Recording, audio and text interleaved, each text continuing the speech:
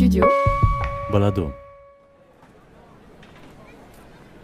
Vous vous êtes déjà demandé ce qui fait qu'on est bien dans un endroit, qu'on s'y sent chez soi ?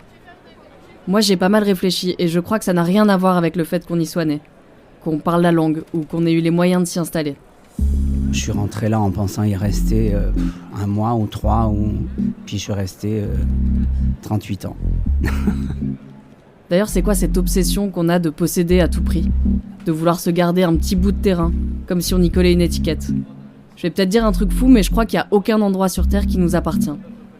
Au contraire, je pense vraiment qu'à chaque fois qu'on vit quelque chose de fort dans un lieu, il en conserve la trace. Tous ces bancs étaient tagués comme par volonté de marquer ce territoire, de dire c'est à nous, c'est notre place. En fait, c'est des petits bouts de nous qui leur appartiennent au lieu, et pas l'inverse. Ça m'arrive souvent quand je suis sur une place, dans un parc ou dans la rue, de penser aux gens qui se sont tenus là avant moi, et à celles et ceux qui s'y tiendront après.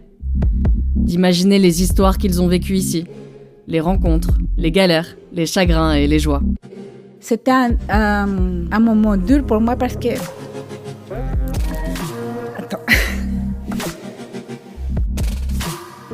C'est un peu ça que j'aimerais essayer de vous faire entendre.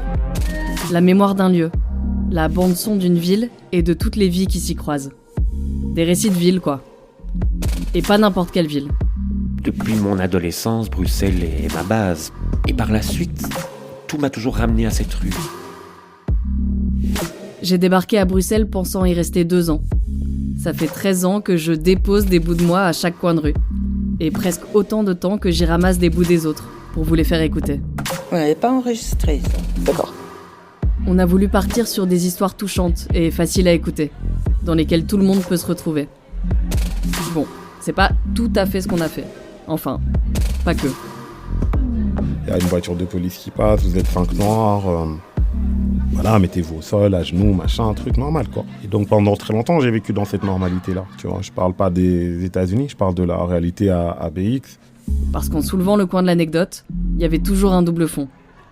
Tu vois, quand tu démolis un mur, puis tu te rends compte qu'il y a des briques apparentes derrière. Bah là, c'est pareil.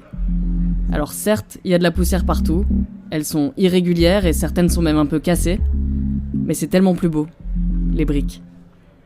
On a rencontré des écornés, des timides, des passionnés, des illuminés, des résilientes et des combattantes.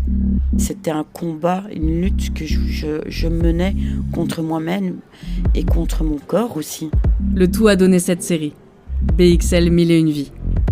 Je m'appelle Camille Loiseau et ce podcast est une production du Studio Balado. Du coup, je peux commencer ? Ouais. Ça me fait rire. Pourquoi ?